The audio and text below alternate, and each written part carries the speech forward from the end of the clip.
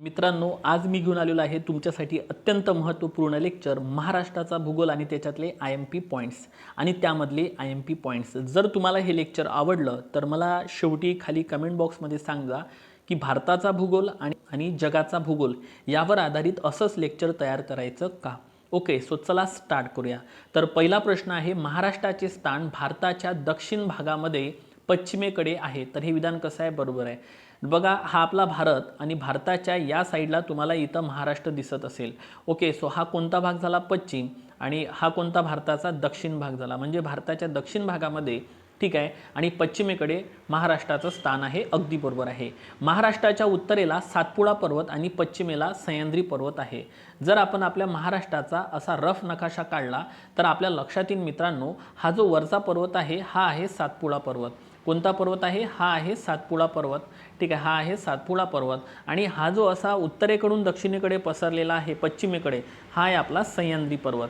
लक्षात येत आहे? हा कोणता आहे? सह्याद्री पर्वत। म्हणजे महाराष्ट्राच्या उत्तरेकडे सातपुडा आहे तर महाराष्ट्राच्या पश्चिमेकडे सह्याद्री आहे। पण एक गोष्ट लक्षात घ्या, सातपुडा पर्वत हा पश्चिमेकडून पूर्वेकडे पसरत चाललेला आहे। ओके, पश्चिमेकडून कुठे? पूर्वेकडे। तर सह्याद्री पर्वत हा उत्तरेकडून दक्षिणेकडे पसरत चाललेला आहे।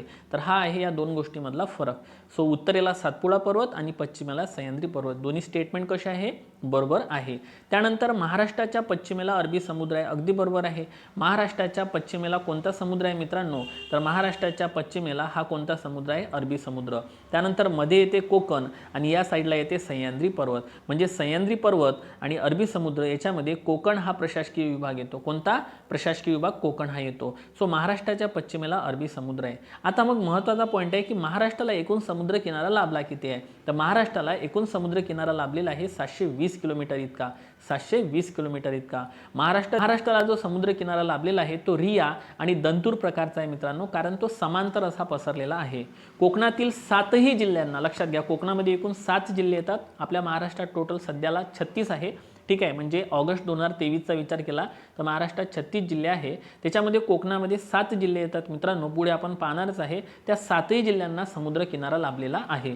सर्वात जास्त समुद्र किनारा रत्नागिरीला लाभलेला आहे, जो की 237 किलोमीटर इतका आहे। ते मी पुढे पूर्ण घेणारच आहे। दिलाय महाराष्ट्र राज्याची निर्मिती ही 1 मे 1960 मध्ये झाली होती। मित्रांनो, तुम्हाला माहित असेल द्विभाषिक मुंबई राज्याची निर्मिती ही 1 नोव्हेंबर 1956 मध्ये झालेली होती। द्विभाषिक मुंबई राज्याची निर्मिती 1 नोव्हेंबर 1956 ला झाली होती आणि त्यानंतर महाराष्ट्राची निर्मिती ही 1 मे 1960 रोजी झाली होती। आणि लक्षात असू द्या, 2020 मध्ये महाराष्ट्राच्या स्थापनेला 60 वर्ष पूर्ण झाले होते। म्हणून महाराष्ट्रानं, लक्षात असू द्या, हीरक महोत्सव साजरा केला होता। तर 2010 मध्ये 50 वर्ष पूर्ण झाले होते, तो आपल्या महाराष्ट्र स्थापनेचा सुवर्ण महोत्सव होता। महाराष्ट्र राज्याचे क्षेत्रफळ किती आहे? मग ते आहे 30,77,13, म्हणजे 3,07,713 चौरस किलोमीटर इतकं आपल्या महाराष्ट्राचं काय आहे? क्षेत्रफळ आहे।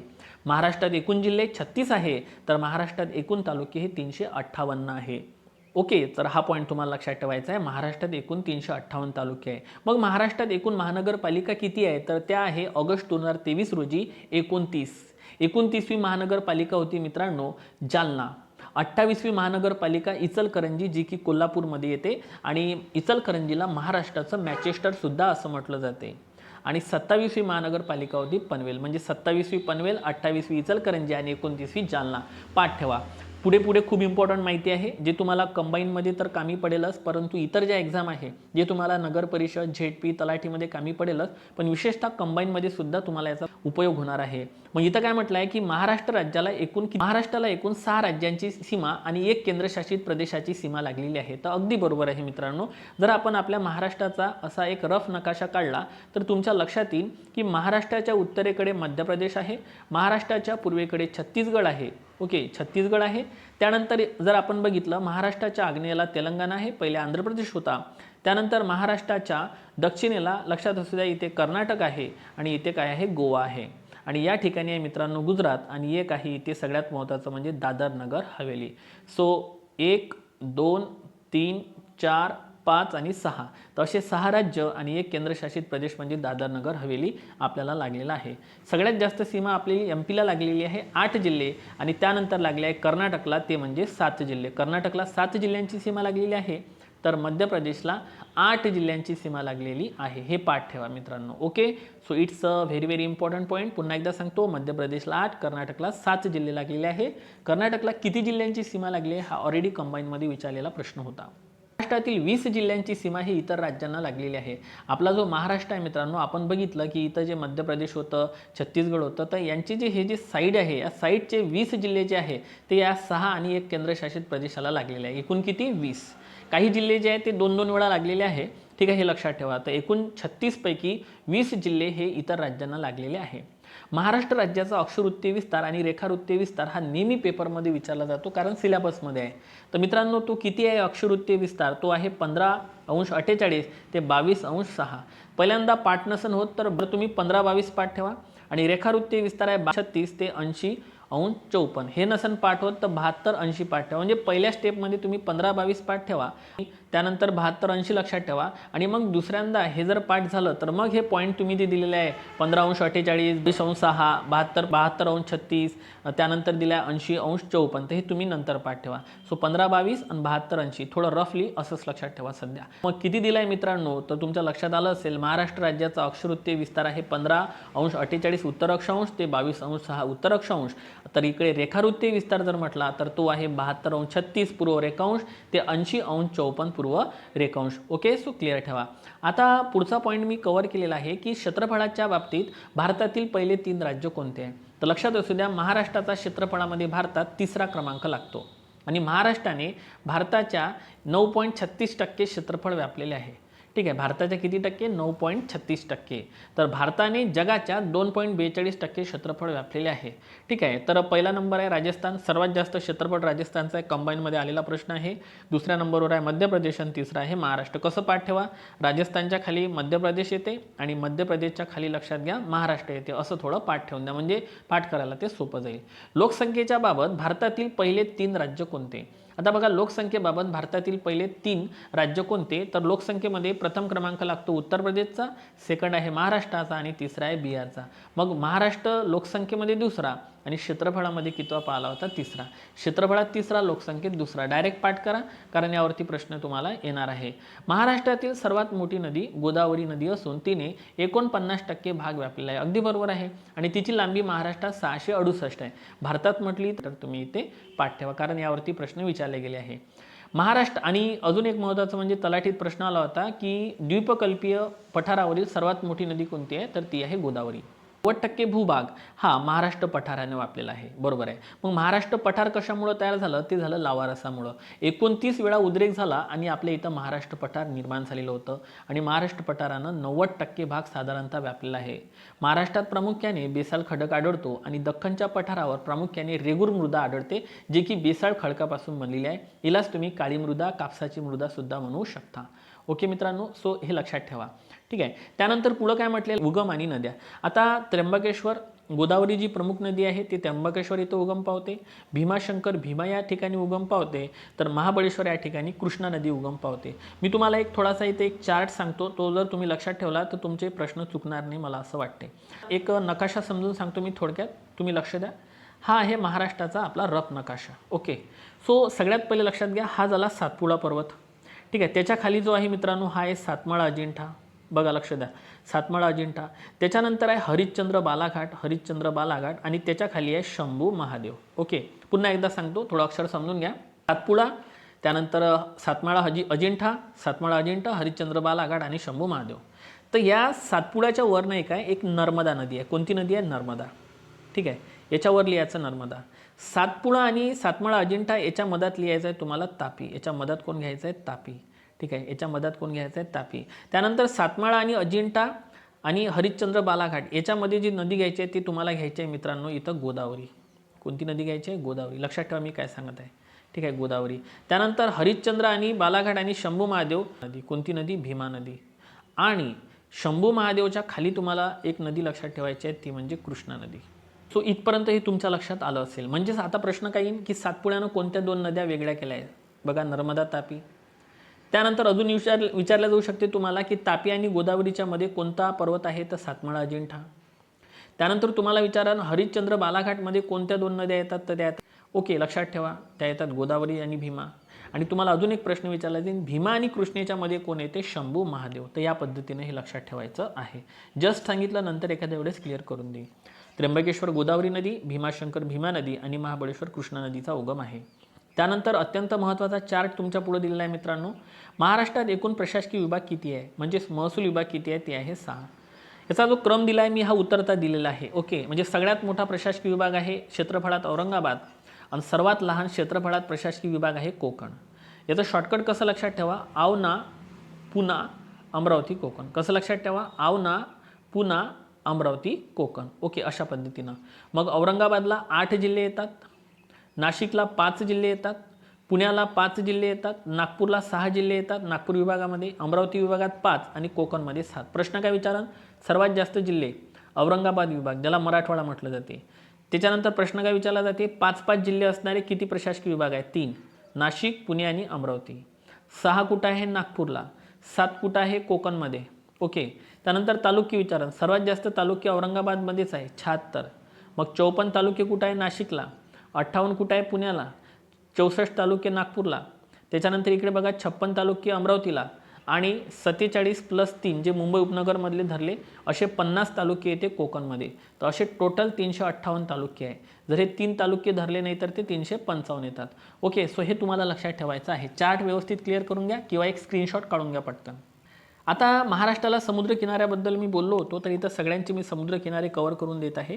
महाराष्ट्राला एकूण 720 किलोमीटरचा समुद्रकिनारा लाभला आहे. मग रत्नागिरीला 237 किलोमीटर सर्वात जास्त, रायगडला 122 किलोमीटर, सिंधुदुर्ग 120 किलोमीटर लागलेला आहे, बृहन्मुंबईला 114 किलोमीटर, ज्याच्यात मुंबई शहर उपनगर दोन्ही आले, पालघरला 102 आणि ठाण्याला आहे 25. तर असे लक्षात ठेवायचे आहे. सर्वात जास्त रत्नागिरीला 237 आणि सर्वात कमी ठाण्याला आहे, जो की 25 किलोमीटरचा समुद्रकिनारा लाभलेला आहे. सो असं लक्षात ठेवा. त्यानंतर मी आणखी एक महत्त्वाचा पॉईंट कव्हर केला आहे की महाराष्ट्रातील नवीन जिल्ह्यांची निर्मिती. मित्रांनो, जेव्हा महाराष्ट्र स्थापन झाला होता 1 मे 1960ला, तेव्हा महाराष्ट्रात फक्त 26 जिल्हे होते. आज महाराष्ट्रामध्ये एकूण 36 जिल्हे म्हणजे 10 जिल्ह्यांची वाढ झालेली आहे. ते जिल्हे कोणते कशातून निघाले ते पाहा लागेल. तर 27वा जिल्हा होता महाराष्ट्रातील सिंधुदुर्ग. हा प्रश्न विचारला गेला आहे पेपरमध्ये.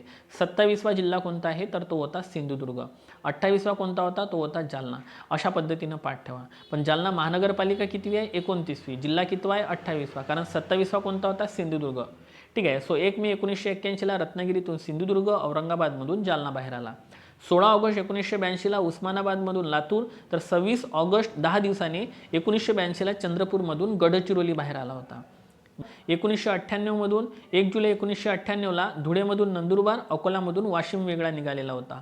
ओके, त्याच्यानंतर पुढं काय म्हटलेलं आहे? 1990मध्ये बृहन्मुंबईतून मुंबई उपनगर आणि मुंबई शहर असे 2 जिल्हे निर्माण झाले. 1 मे 1999ला विचारलं तर भंडारातून गोंदिया, परभणीतून हिंगोली आणि 36वा जिल्हा होता 1 ऑगस्ट 2014ला ठाणे आणि पालघर. आता पण महाराष्ट्रात बरेच जिल्हे निर्माण करण्याचे प्रस्तावित आहे. ओके, लक्षात घ्या.